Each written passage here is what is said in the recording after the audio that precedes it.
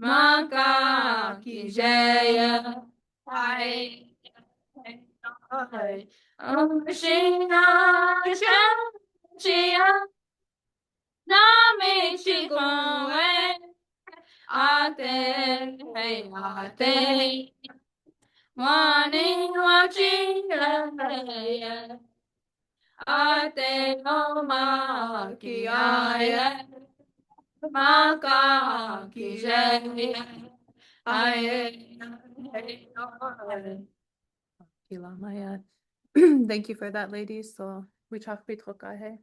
Giapi Wicahpi Tiksha Maļpíya Inawa ki Randall Busha na Atewa ki Giago. Ina Cheta Jiwa Mary Darji na Kakawe Randile Busha Wicahpi. Ate Cheta Han Kakawe Jingai Gona Jiwa Joan Puya Wicahpi. Wanetuma ake dopa na Maļpíya Lúta oawa blawa. Kiaksina o yuchbe mataha e ashwazia haha awati. Mi tronkalawa ye pejita otawe na mashkulutawe e Wicahpi na chuewa chashina Maļpíya. Tatera stena pechiza fixto. Hi, my friends and relatives. My name is Lajmi Starzwoman. My mom's name is Randall Bushe. My dad's name is Giago. On my mom's side of the family, my grandmother's name is Mary Darjin, and my grandpa's name is Randy Leighton Bushe. On my dad's side of the family, my grandpa's name is Giago, and my grandma's name is Joanne Puyer. I am from Anderson and Kaya, but I live here in Pine Ridge. I am 14 years old, and my little sister's name is Pijita Otawi, or Mini Medicine Woman and Red Oreo Bird Woman. And my sister's name is Tashina Maļpíya. I go to school here in Reconnecting, and I'm happy to see you. Hamidakiapi, Gianni Wasina Ma취api, Lakota Gia Duta Wiŋ, Maʻakenumpa na Maļpíya Lúta ewa bla.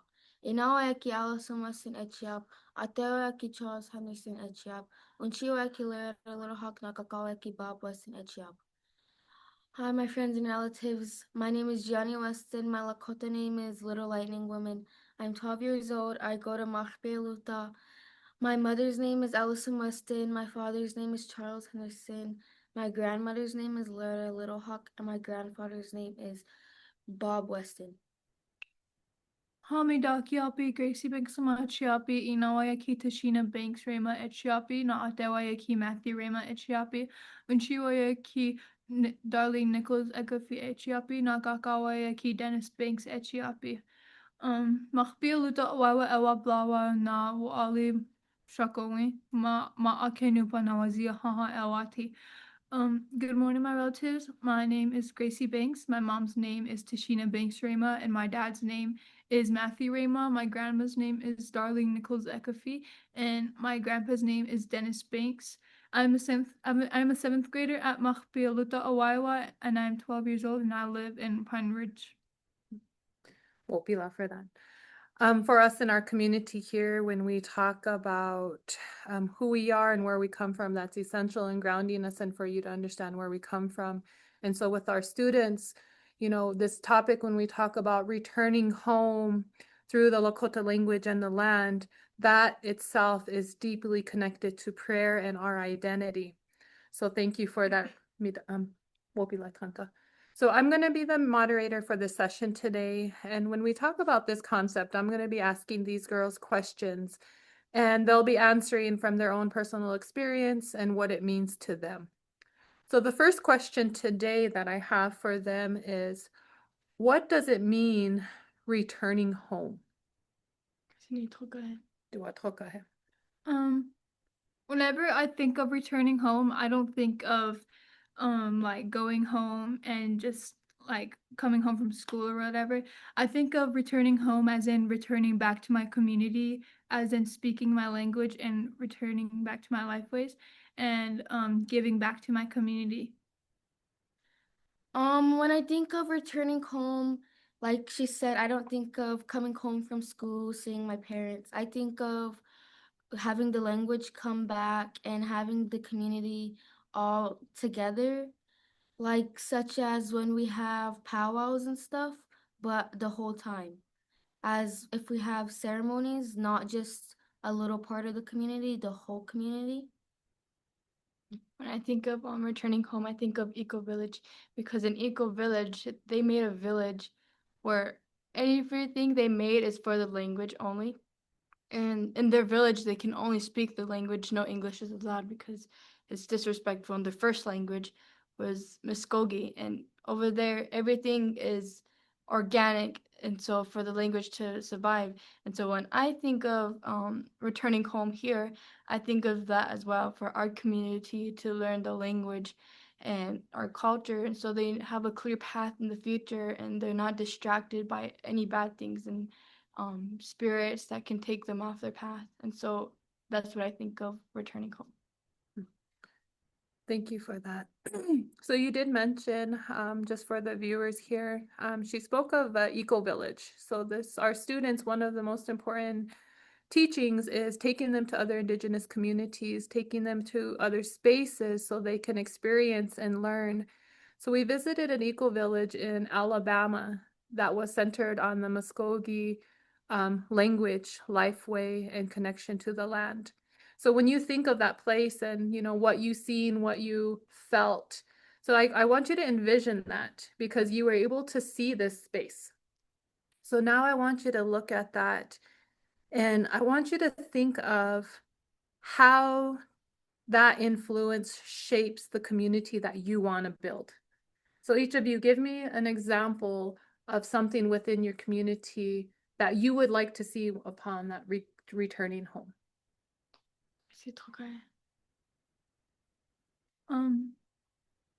Yeah. Something I want to see in my community. Well, where I'm just trying to keep it real. My community They're really they don't have homes. Some of them don't have homes, and they get distracted by not good things. And when I went to that village, everyone was community and everyone knew each other, and that's what I want for my. That's what I want to bring to my community, to take all away the bad things that makes them distracted, not focuses on the language and the life way. And something I want to bring home is that our old elders and our uncles and our aunties, that they will speak the language and they won't forget it like they did back then. I want them to know why it's important and why we can carry it along ways, like Kaka Ashlyn Carlow said, want our people to be in the light again instead of the darkness. Yeah, a little bit like Wicahpi said, I want our people to be more focused into the old ways, such as speaking the language, going to the ceremonies and stuff, not such as what they're doing right now. But yes, I want the people to be together more and be closer to everyone else, because the people aren't as close as they used to be. I think like our community, because everyone's not so focused on what like they should be doing and like what they should like how they should be like saving the language and like not like in having their child speak Lakota or themselves, because everyone's so focused on just like political overviews and stuff, and just they think like some people think like just like the world like revolves around them, and they think that they're just like so distracted by all these things, but they don't focus on what their child should be doing, and what and how they should be helping out the community, and how they should be helping out with the language. So I think So how would you like to build your community from that? I'd like to build my community by helping out the most I can do, and how I can make myself a big influence to the community by teaching and giving to the people, and trying to play a bigger role in my community. Okay. Thank you guys for that. So then as we're talking here and we're talking about transforming our communities, you know, there's a lot of work in all the communities. And when we look at the space that we're allowed to sit in today and the space that was created for you guys when you were just babies, it started with an immersion daycare where relatives and fluent speakers sat with you and helped take care of you to ensure you had this language. You know, when we look at that and how that's transformed our community, tell me a little bit about that. What does that mean to you to grow up in the Lakota language, to learn in the Lakota language? Learning and growing up in Lakota language has provided me a lot of things. Like when I was younger, my first language was Lakota. When I was born, my auntie grabbed sage and wiped my mouth. And so when I'm older, like now, she said I can speak the language and carry it and help us through our life. And so when I grew up speaking the language and knowing the culture, it really shaped who I am today, and who I will be forever. Is helping the people with my knowledge. All I know, I can give to them. And by growing up with the language and the culture, really, it speaks to me. By seeing elders, I can just talk to them in a language, and knowing that they can speak because they're older than me, but I think they do know the language. And so when I talk to them, it makes me happy that I can speak to an elder. It can be anyone too. Like from here, when I was younger, I used to go to the store with my grandma. And one of our relatives who don't have a home, he said, Tonkal ki lilo snin. He's talking about it's so cold outside. And knowing the language, I responded back and I said, "Tonka kilila osni." I said, yes, it is really cold. When I just seen his face, he smiled because I don't think he heard anyone speak Lakota in a long time. And so me knowing the language, I felt I made myself more proud. Yes, growing up in the language as a first speaker is really fortunate because a lot of communities don't get to have this opportunity to speak the language or their own language. So growing up just surrounded in ceremonies, the language, and just people to help me grow is very fortunate, and I'm very grateful to be able to speak it. I feel proud as a first language speaker. I think it means to speak the language as much as you can, and helping yourself grow. And every day I'm always in Lakota, barely in English, except right now. But all day I'm just surrounded by Lakota speakers. My dad and another guy named Peter Hill, they created the Lakota immersion program. And many, like, we were in it when we were just babies. And then so every day whenever I get home, my dad, he's always conversing with me in Lakota, and my mom and my sisters, and so it's just all day Lakota. So when you think about that, when you think about the Lakota language, how does the Lakota language and your relationship with the land guide you and how you think about the future of your community? What are I know you guys talked a little bit about what you see. So when you look into the future, what do those spaces look like? What do you envision? In the future, I envision our people always gathering and helping out in the community, Like, how do you envision your future? Like, when we think of the concept of returning home to this place through the language and the land, what do you envision? What do you see? I envision our people, they're not so distracted. I envision our people becoming strong and focused, and they know our life ways, and continuing the ceremony so we don't forget our ways, because then they forgot a lot of it. And so I envision that we make schools like right now we're doing, and envision our people gaining valuable insight and thoughts to help our people. I keep talking about our people because I really want to help them. We've been through a rough patch, learning, forgetting some of our language, and I think of our language, I always think of them because some of them, the unchis and gakas, couldn't teach the children. So when I learned the language, I try to give back to the people.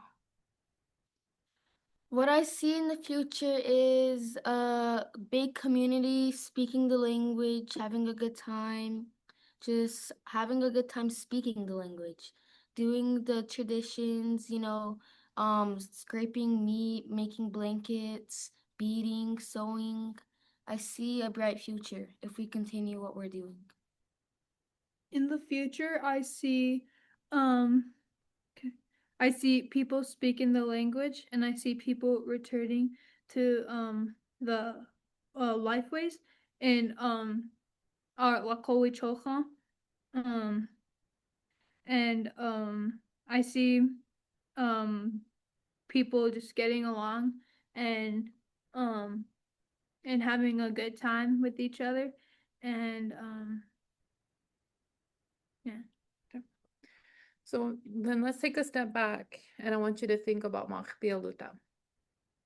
Think about and share with the relatives here, what does it look like here? What does your education look like? And how have you learned over the past few years as you've been through this program? When you think of your lessons of, the past few years of living in connection with the land, learning about the land, learning about the land through Lakota projects that you've done, you know, how has that been for you? So here at Maļpíya Lúta, we have a very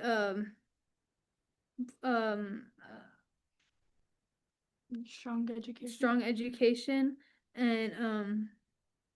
and we learn so much at Maļpíya Lúta, and it has helped me to continue grow into my my life ways, and I think it's helped me to be a better person, and I hope I get to learn more and grow more. So iuhalila nahinchiapi. So dokashni. Lakota wayaglake yachi he tano oyaki. So iuhaya Lakota iuhaya oyaki.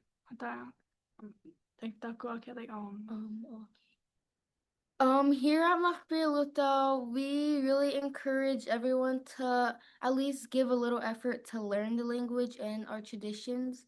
Like, here in the elementary, they focus on the nature, more as in the middle school, we focus on more of indoor, but I really liked elementary, and when Randy taught me when we were more outside than inside, like planting, learning about birds, just about all the animals and stuff. So I wish we could go back and do more of plant-based and outside. Learning about the land and Lakota Wicahpi has really helped me because I can go outside, and so say it's springtime and the sunflowers are really tall, and that indicates that this winter is going to be really hard and how far the snow is going to grow. Just by knowing that has taught me a lot. And every season birds come and go. The birds that stay here are here for winter, and the birds that leave is not going to be here. And so there's a lot of things we talk about how outdoor or plant how do you say it? Plant-based? No. Land-based. Land-based learning is really amazing because a lot of kids don't have that, and I'm fortunate to have learning the Lakota Wichocha and land-based learning. It really helps me because then our people used to do that every day outside. And also the star constellations really was a big part of our culture. They taught us about the seasons. They taught us about when to gather berries and our chinchasha, which is red willow bark, and that helps us pray with the chanupa. And there's certain seasons that we can talk about the stories, like in the winter time we can talk about our old stories, and if we stop learning about this we won't know a lot. And I'm so happy I got to learn with Ina teaching me these things and making myself more proud. So Lakota ogachni rishni ashwana le wuin reki Lakota ayubdaya. Okay. Dakue Lakota wakantia hechaha.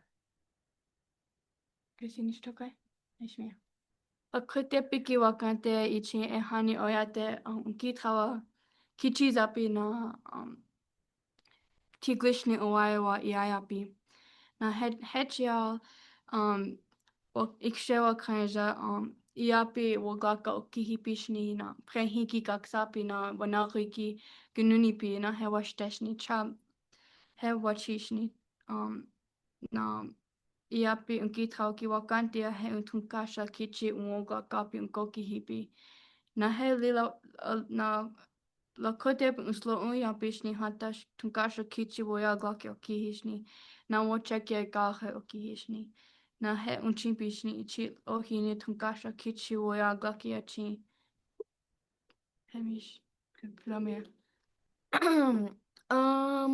Like ish Wicahpi ki ihani oyate ki okichi ze na ikche oaiwa ekta ashwana Ikche oayawa o hipishni na Lakota woglakapi o kihi.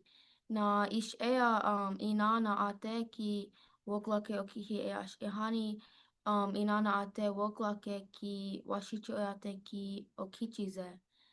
E ash wana like oyate ki isam woglake o kihi e ash ichanu pishni.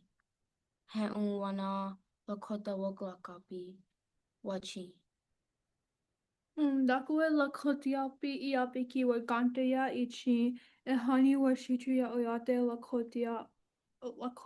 Lakota oyate ki Wichaka sotapi chimpi na you ikche oyate iu ha Wichaka sotapi chimpi na e asle abetuki Lakota oyate umpi na ikche oyate umpi na eash iapi jonala so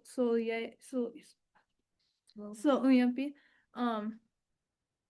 eash wana Lakota iapi inspemakie cha lila imata. We'll be love for that. So I'm just going to translate. One of the things about our students here is all day long they learn in Lakota. So I've asked them to come here today to speak to you, but I'm taking them out of their comfort zone and asking them to speak English. So amik duje, and we'll be love for that answer.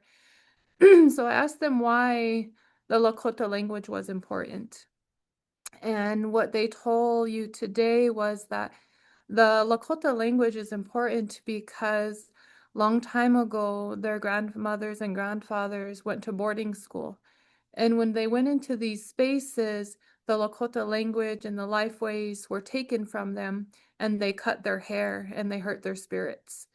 And so knowing that history, and Gracie also mentioned that this happened to all Indigenous people, that there was cruelty that took place and they took their languages from them. So when they think of learning Lakota and why Lakota is important, it is because they are turning around what has happened. So for them, it's an even deeper understanding and meaning for them to speak Lakota and learn Lakota and carry the life ways. Wicahpi also said that the reason why Lakota is important is because without the language, the communication to the Creator, the grandfathers, is not possible because our Creator speaks the language and our prayers are done through the language and our ceremonies are done through the language. So if we don't have our language, then we lose that connection to our life ways. Gia also talked about how because of what happened with the boarding schools, this deeply impact our parents within our homes. And so now with their generation, they're turning that around by speaking Lakota. But they always refer back to the relatives before them and what has happened so that they take the language seriously and they carry it into the future. So thank you for, listening to both of them. I feel that they are more comfortable in their own language than they are sometimes in English. And I just wanted to create that space for them as we talk about what does returning home through the language and land truly look like. So if I'm asking them these questions and I see that they're nervous, I want to recreate that space for them. So I'm going to do the same thing again. So wana woyuhamikawaki is dakue tokata ki a Lakota unchimpi na ha dakue makoche ki wagantia hacha. Hyunga na ha tokata ki daku yachi na daku wo washi echanu yachi. Trokatakia bitakia piki Lakota viogake wachina he muy humble hemi trawa na he oyate ungitrawa iapi na wichocha ungitrawa iek dunjapi wat chimpikte na ohinia sloinkte na daku bidakake Tokata ki ishe daku yachi daku wo washi echanu yachi. Trokatakia oyate owi chake wachina owaewa hunhwakare wakihi ina yeteta na e chela Lakota pi wo unga kapi ungoki hipi. Na he e chela wachi he tokatakia o hini Lakota pi Wicahpi kite na gluha mani kite tu. Di hai e trying to gash e gluha mani pi ungoki hipi.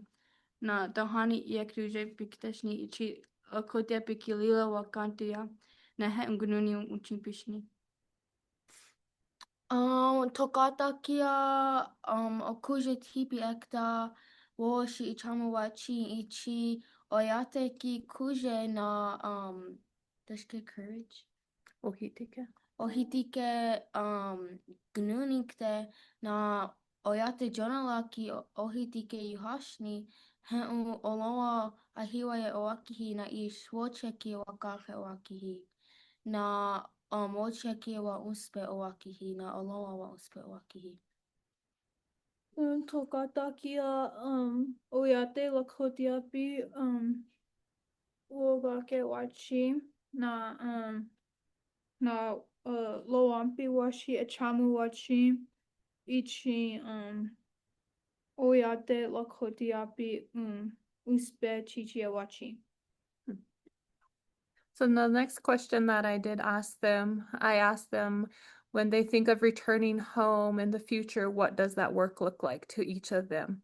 And how do they tie in land and how do they tie in the language with it? We talked about, she said in the future, what she wants is to create more schools. She wants to create more schools within the community so more of the children will be able to learn Lakota and have access to the Lakota lifeways through their schooling. She said that in the future, she wants the people to be able to have the language in all spaces. And she said that's really important to her. Okay. And Gia said, the one in the middle, she said that when she's older and she returns home, that she wants to be a nurse and she's going to work at the hospital. But one of the things that's important to her is that if there are relatives who are in the hospital and who are having a difficult time, she wants to be able to sing to them in the language and teach them a song to build their courage. And she said she also wants to be able to teach them a prayer in the language and pray with them in the language so that they can get through those hard times. And she wants to do that while being a nurse. Gracie said that when she's older, she wants to work with music within the community and she wants to use the language through her songs to help the community and also teach the younger ones. So na ish wo yuk chan lo ha he na ha da ko yak la ka ya chi ha Na ish oyate daku he apichi wo yung he Wicahpi. They want to know if you guys actually have any questions for them.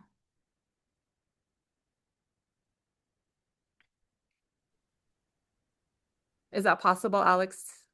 Absolutely. I have tons of questions, so I'm so excited. But I'm sure, let me let others. It looks like Miss Julia has a question. My question is, I'm loving, first of all, I want to say you guys are absolutely amazing and well done, young women.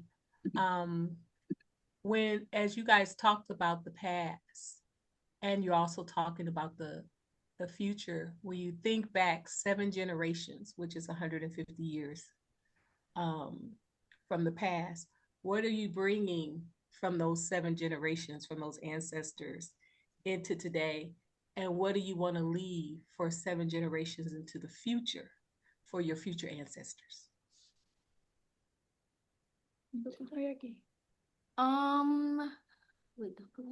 So kikse so toha wo cheki o Wicahpi ni tugashila na unchi ni tawaki e hanke ha wo cheki ga he ha na he ha na he ha betu kile wo cheki ga he pakata kia wo cheki ya ga hikte daku ya chipiki na daku wo tawa washi ni tawa. So when you ask a question like that, back then we used to pray for our future like this, the children speaking, people speaking, following the traditions. But what we pray for in the future is like this, but better. We pray for the whole community to speak the language, to not be forgotten, because people say in 50 years there will be only 25 indigenous language that could still be spoken. And I hope that it's more than 25 and it's all of the nations. So Back then, our people prayed about, because they were going through a hard time with the war and them losing the languages, and they prayed for us to keep it going, and we know what happens and our life way, and making sure we know the language so it doesn't die out. And so our prayer for the future is like a little bit what Gia said, our people will know the language and will carry it with them always, and will never forget our life way. And another time when I was a little girl, I was at my auntie's house, and I was with my ina too, and she had papa. It's dried buffalo meat. And I knew the word already, but I just said, "Auntie, let daku he," and she answered me like Lakota, and I said, "What is this, auntie?" And she said, "That papa hecha," and she said, "It's papa. It's dried meat."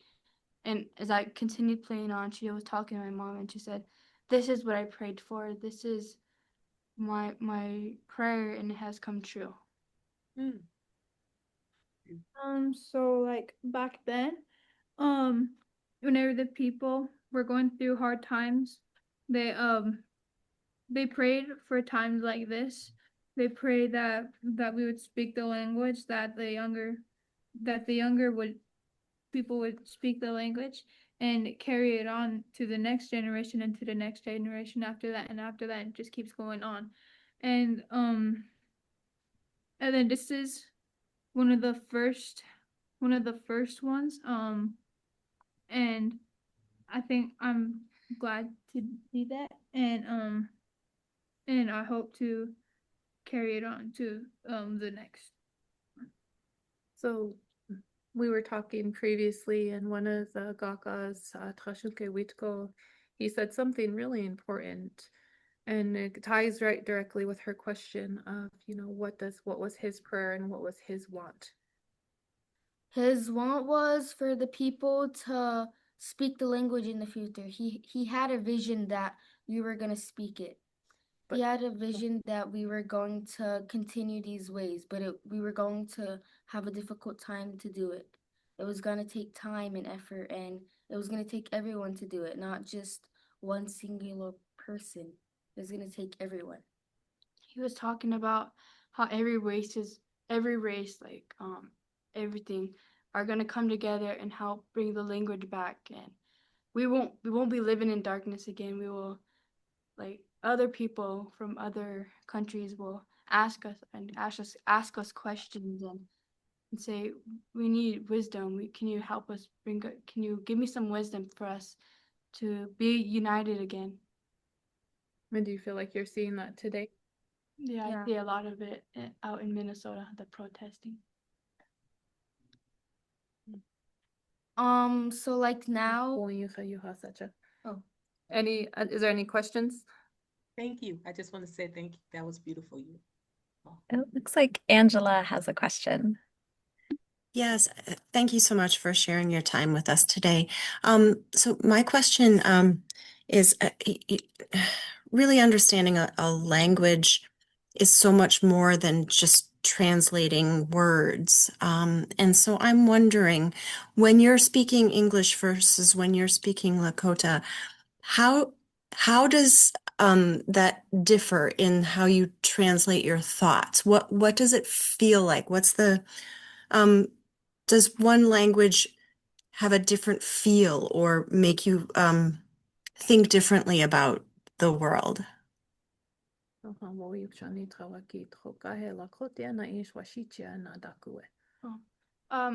My thought process is Lakota first, because when I grew up speaking Lakota, and every day we'd go to school speaking Lakota, and so whenever we speak English and answers your questions, it's a bit difficult because we didn't grow up speaking English. I mean, we did, But in the same time, we spoke more Lakota every day, school days, weekends. And it's a bit harder to say our words. But when we speak Lakota, we understand more. We know what we're talking about. Of course, we do it in English, but it's more important to say it in the language than it is in English. Yes, my thought process is a little bit the same as Wicahpi's, but in her house, her whole family speaks. I'm one of the only ones in my house that could speak. My grandmother could speak, so every once in a while I'll speak with her, but my mom, my dad, my siblings are learning the language, but they're not fluent. They know basics. They know how to say, they know how to talk to me, but not how I could talk with these guys just all day. So I think my mindset could go faster into English and Lakota, but my first thought is always Lakota because in daycare and elementary and now, we're not allowed to speak English at the schools. If we're with our people we know that could speak, we don't usually ever speak English with them. We always speak Lakota. Because if we do, it feels uncomfortable. Like we've grown up with them speaking the language, and then speaking English, it just throws me off. Like it feels so different. Like it makes me uncomfortable. But when I speak in the language, I'm comfortable. I know what I'm saying. It's just the vibe. Like always here in Lakota comes first.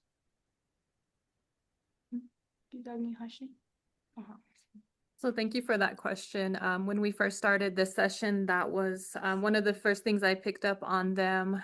They were very nervous. I was asking them, I don't usually talk to them in English. If I'm going to talk to them in English, I ask them for permission. And I had said that to them earlier. I was like, we're going to speak English. But as we went into the session, I could feel their nervousness. I could feel that they were uncomfortable, and I was kind of putting them in this space where we're talking about Lakota, but then we're doing it through English. And that's not their norm. That's not what they're comfortable with. And so it was like, okay, I need to flip it back to Lakota because that's truly what they know. That's how their thoughts are. That's how they're thinking. That's how they're speaking. So thank you guys for having that patience with us as, you know, they were able to, you know, in the beginning get themselves grounded there, but then it was like amazing to just kind of watch them flip once they went into Lakota and then they were comfortable in answering questions. It sounds like in a way, speaking Lakota is coming home. Yes, exactly. And I feel like that drove in that point of, you know, we can't talk about these things in English, these things at their level, which it blows my mind that at the children's level has to be discussed in the language of what does returning home. This is what returning home looks like, is having these important conversations in the language. And I'm just so proud of them because they had their own little realization here, and we were able to witness what that looks like. Are there some things that just don't translate into English? Are there some ways and things that you understand innately in Lakota that we English speakers just don't have a concept for? There's some words that are in Lakota that you can't really translate into English because the Lakota words have deeper meanings. You can't really explain in English. Like the months, they all have a meaning to their name. It's not like January has no meaning, or it's like winter still January, but winter has a name and January has a name. It translates to winter. It's cold still, but it's starting to turn warmer. And so there's a word, it's called Chana Popawi. Is that January? Chana? Yeah, Chana Popawi February. Oh, in February, they're in the cold months. But back then, our people said Chana Popawi is the month where the trees pop because it's really cold and they pop. And then some words is Maļpíya, and that's like fall area. The leaves that turn brown because it's changing to another season. And I think there's another word Well, like Lena, we try ki makoche ikoyage. And these words that they connect to the land. And you some words you can explain and some words you can't explain because they're meant for the land and the way you speak it is meant for the land and yeah. I want to Thank you. thank you all so much. This has been such a gift to listen to you all. We are going to get yanked back really, really soon. So I want to get 2 words in. One, please come back with us. We have just a quick student performance and you all can get on to your days. But I wanted to ask these 3 students just a quick question. For students who have not had the gift of being able to go to a special preschool and daycare and kind of move through this incredible progression, who are also trying to reclaim their languages. We have a lot of wonderful heritage language programs, but a lot of them unfortunately don't start until middle or even high school. And I wonder, I know there's a lot of folks who are involved in that work here, and kind of what advice would you give to them to encourage their students to embrace and come back to their land and to their language and to come home? Oh gosh, sorry, terrible timing. To keep trying because it was just one person that started and he brought his family in and he just kept bringing more people in, convincing them to bring back the language. So to never give up and just keep trying out new techniques. I'm gonna talk about a little bit the Hawaiian. Well, no. Bro. There's 30 seconds. Well, you don't give up or don't feel uncomfortable speaking. Just speak what you can and what you know. And as you go on into the future, you'll learn more about it. Gracie, do you have 2 words? Sorry.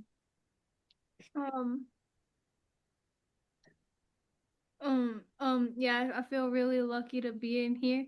Yeah, just keep going and don't give up. Thank you all so much.